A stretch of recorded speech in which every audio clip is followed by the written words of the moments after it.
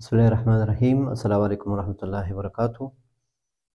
دا د زه احمد بشیر لقمانی ستاسو د خوبونو تعبیر کوم. یو څو خوبونه دي انشاءالله دا تعبیروو. اول خوب ده وایي غر وي او زه وایي ما همیشه ګورم په خوب کې زه غر وي او زه پکې مال څرومه ګډان او پسونه. دا همیشه وایي په خوب کې ګورمه.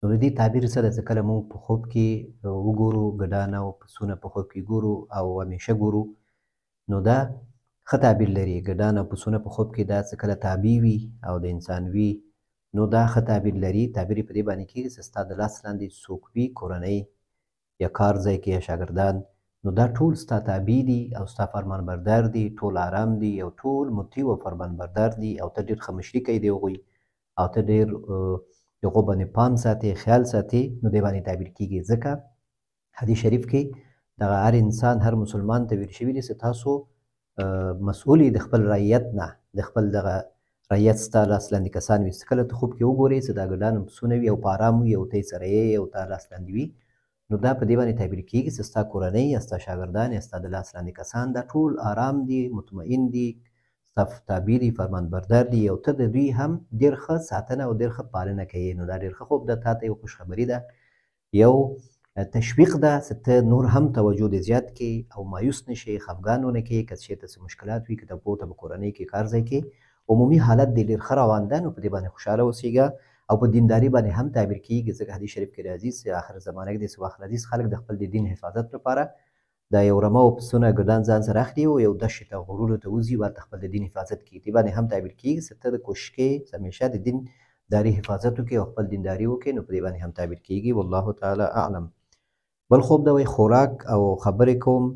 په دې کې وایي د ماښام لمونځ شي، وشي مونځ، اذان وشي، مونځ شي، دا هم رانه تېر شي، زه مصروف یم په همدې خبرو خندا او بیا د ماخوستن شي هم رانه تېر شي. نو دا یو تنبیهي خوب ده، معنا دا چې تا نه وختونه له لاسه ووځي او مسؤلیتونه در باندې پاتې دي او ته د ملګرو او د هغه ملګرو په وجه باندې چې هغوی تا ته به هېڅ په درد به نه خوري، کېدای شي د هغو په وجه باندې ته ډېر غټو خیرو کارونو ته پاتې کېږي. نو کوشش وکړه چې داسې مسله وي نو خپل وخت مه ضایع کوه. والله تعالی اعلم. بل خوب ده وایي ملګري مې راته وایي چې په خوب مې ولیدلې چې دواړه حرم شریف کې یو. نو دا هم ډېر ښه خوب ده چې کله انسان خپل ځان وګوري چې حج ته تلي یا عمرې ته تللی وي نو دا په مثبت باندې یعنې ښه طرف ته تعبیر کېږي او په دې باندې تعبیر کېږي چې انشاءالله ستا څه کوم ارمانونه دې پوره کېږي، خیر درته رسېږي، د مور پلار د خدمت توفیق درته نصیب کېږي، دینداري کوې، توبه که څه ګناه وي، څه مسله وي، هغه کې د الله تعالی توبه د توبې کولو توفیق درکوي. په هر صورت کې دا ټول د خیر او د ښه او د یو ښه تغییر، یو ښه حالت، عبادت، الله ته متوجه کېدل او د خدمت د مور و پلار کول دې باندې تعبیر کېږي. والله تعالی اعلم. څلورم خوب د وایي پلار مې وفات شوي، اختر ورځ وي او مخ ته مې راشي، وایي ما ته وایي چې یو چېرته سره کور کې مخامخ شو، وایي ما ته وایي ستا ته خو مې ما جامې کړې وې ولې هغه دې نه دي اغوستي. زه ورته وایم چې دا کالي مې هم نوي دي، بیا په اوږو یې وایي سر کېږدم ژاړم، ژړا راته راشي. نو دا هم ښه خوب ده چې کله ته خپل پلار په خوب کې ګورې چې هغه تا ته کوم شی وایي، کوم شی ما تا ته کړی ده، معنا داسې یو خیر تا ته رسېږي انشاءالله. د پلار د نوم او د نشان په وجه ستاسو د کورنۍ په وجه باندې کالي دا جامې دا په دینداري باندې هم تعبیر کېږي، په ښځه باندې هم تعبیر کېږي او په تقوا باندې تعبیر کېږي، په دینداري باندې. نو داسې تا ته پلار دې وایي چې ما تا ته نوي جامې کړي، معنا ده چې د کورنۍ لخوا دې تا ته انشاءالله ښه امیدونه دي او ډېر ښه نیتونه دي، ډېر ښه ارادې دي. نو ته انشاءالله هماغه خپل کورنۍ سره په خپل مشوره کې مخکې ځي نو دې کې دې خیر ده. ستا پلار دې چې ویلي دي یا مشر ورور د پلار په ځای د هغه څه شی وایي نو په هغو سره په مشوره باندې چې مخکې ځي او خپل هغه ترتیب دې جوړوي نو الله تعالی تا ته دینداري هم نصیب کوي او یو ښه تغییر هم ستا په ژوند کې راځي او که د واده مسله وي نو هغه هم انشاءالله درته اسانه کېږي. الله دې درته اسانه کړي. والله تعالی اعلم. پنځم خوب ده وایي ما ماهي پسې جال واچوم، وایي وایم څه نشته، خو وایي څه کله ماهي دا جال اوچت کړم وایي غټ ماهي پکې نښتې وي، وایي څه لاس ور واچومه بیا د درې شي وایي رانه وتښتي، ورپسې منډه کړم. نو د دې تعبیر دا ده چې ته د کاروبار او د واده کولو اراده لرې، کوشش کوې چې واده لپاره د کاروبار ترتیب جوړ کړې او لاس اچوې او کوشش کوې، خو تا ته داسې موقع نه برابرېږي چې دا مشکلات دې څنګه حل شي، یو ته یو نتیجې یو کار ته یو شی دې روان شي. نو همداسې کوشش کوه او داسې وایي چې بیا ورپسې منډې وهي د مایانو پسې او پلار دې مخې ته راشي او هغه وفات شوی هم ده او هغه مخې ته دې راشي. نو د دې معنا دا ده چې که ته غواړې چې دغه کاروبار دې روان شي یا د واده مسلې که لږ سختې درته یا نه کېږي یا کوم ځای مې انتخاب کړی دی یا د کاروبار ترتیب نه جوړېږي، نو ته کوشش وکړه چې هغه د کورنۍ په حساب باندې نوم نشان څه د هغه په نظر کې وساتې یا د خپل کور د مشر څه ده د پلار په څېر مشر ورور د هغه سره مشوره وکړي دې سره چې تا ته دا کارونه اسان شي او الله تعالی تا ته برکت کېږدي په دې کار دی. په یوازې باندې کار مه کوه، په یوازې باندې مه کوه او کوشش وکړه چې مشوره وکړې په شریکه باندې یو ترتیب روان کړې. والله تعالی اعلم. مسجد ته ننوځم، ماما مې جمع ورکوي، لمونځ کوم، بیا د امام زموږ د مسجد امام شي، بیا ګورم چې نیم خلک یو طرف ته لمونځ کوي نیم بل طرف ته، او ماما مې مخ اصلي قبلې ته نه وي، د نورو قبلې ته وي، او بیا وایي خامه غوښه راکړي، ماما مې زه وارخطا یم، لمونځ مې نه یې کړی.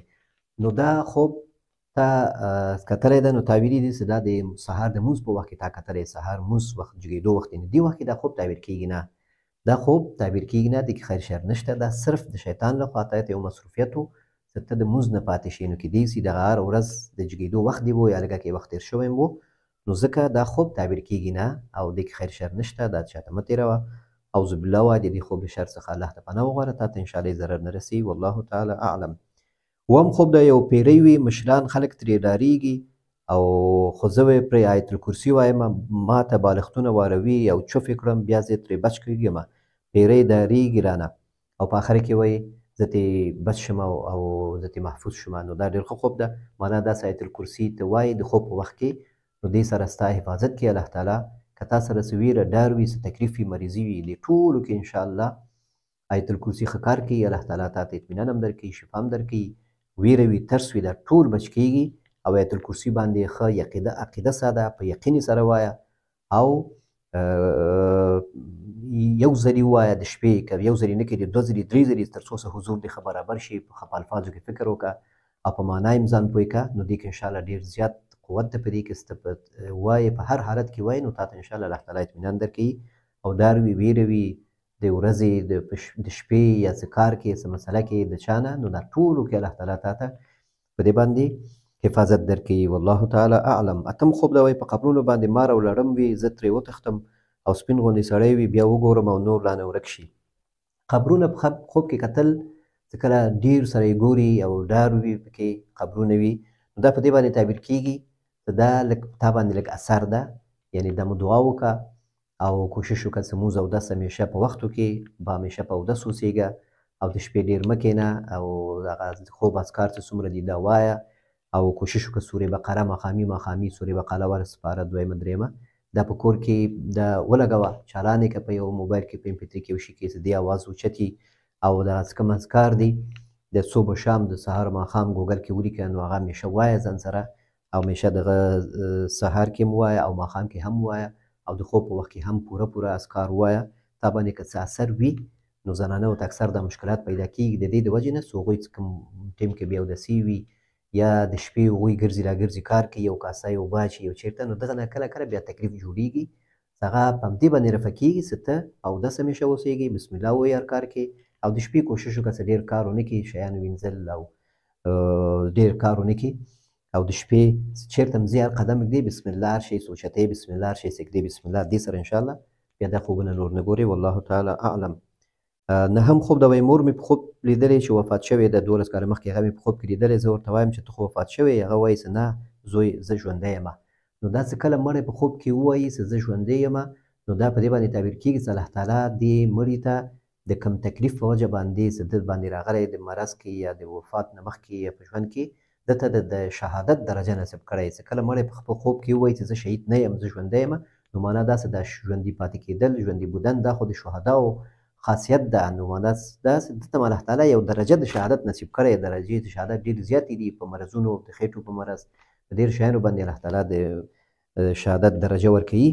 نو کېدای شي دا ستا مور ته همداسې امید ولره او چې الله تعالی ستا مور ته د شهید درجه ورکړی، نو دعاګانې ورته کوه همیشه، صدقه جاریه شه ورته، ښه کارونه کوه، دعا کوه ورته چې ورته ورسېږي تا نه خوشحاله وي. والله تعالی اعلم. لسم خوب دا وایي عمرې ته تللی یم، بل ملګری مې راسره وي، ډېر خوشحاله یم. نو دا هم ښه خوب ده، مخکې مې همداسې یو خوب و هغه مې تعبیر کړه چې په دې باندې تعبیر کېږي خیر درته رسیږي او خپل ارمانونو ته رسیږي او د مور پلار خدمت درته نصیب کیږي، که مرض وي شفا درته حاصلیږي، کوم ارمان دي وي هغه پوره کیږي انشاءالله. او که د عمرې اراده لرې نو هغه به انشاءالله الله درته آسان کړي، توفیق به درکړي. والله تعالی اعلم. 11 خوب د روح ورکوم، لکه لرزه راباندې راځي، د شهادت کلمه وایم، د مرګ فرشته د سیوري په شکل ښکاره شي وی، بیا غږ وشي چا ویشتلې ورشه به دلته یې واخله، خپل ګناهونه رعایت کړم خفګان کې شم، خوب نه راویښ شومه. نو خپل مرګ سره انسان په کله په خوب کې وګوري او په هغه کې ډار وي، پې وارخطایي وي، ویره وي، نو معنا دا ستا اعمال لږه کوي صحیح نه دي.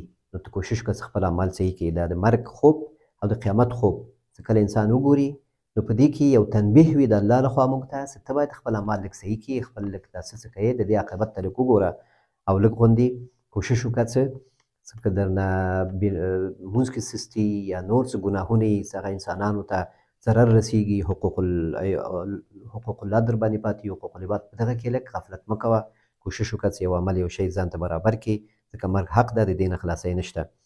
او داسې بیا غږ وشي چې چا ویشتلی ورشه بدل ترې واخله، دا بیا نو هماغه شیطاني سوچونه دي، دا حصه یې بیا تعبیر کېږي نه. والله تعالی اعلم. نو دا و د نن ورځې دا 11 خوبونه چې دا اوس ما وکتل ټول د پرون بیګا او نن دا خوبونه رالیږل شوي دي. نو الله دې وکړي ستاسو خپل د خوب تعبیر واورئ او مطمئن شئ. که سوال هم وضاحت هم غوښته نو واتساپ کې ولیکئ، سوال وکړئ، وضاحت وغواړئ چې خوب هم ښه تعبیر شي، پوره تعبیر شي. او بل داسې ویډیوګانې لایک کړئ، شیر یې کړئ، چینل سبسکرایب کړئ یو ملګرو سره، او خپل خوب څه بیانوئ ماته، خپل خوب ریکارډ کوئ په اواز یا لیکئ، نو پوره یې ولیکئ، واضح یې ولیکئ، وخت د خوب معلوم کړئ، اول د خوب آخر د خوب دا معلوم کړئ. نور په الله م سپارم. السلام علیکم ورحمة الله وبرکاته.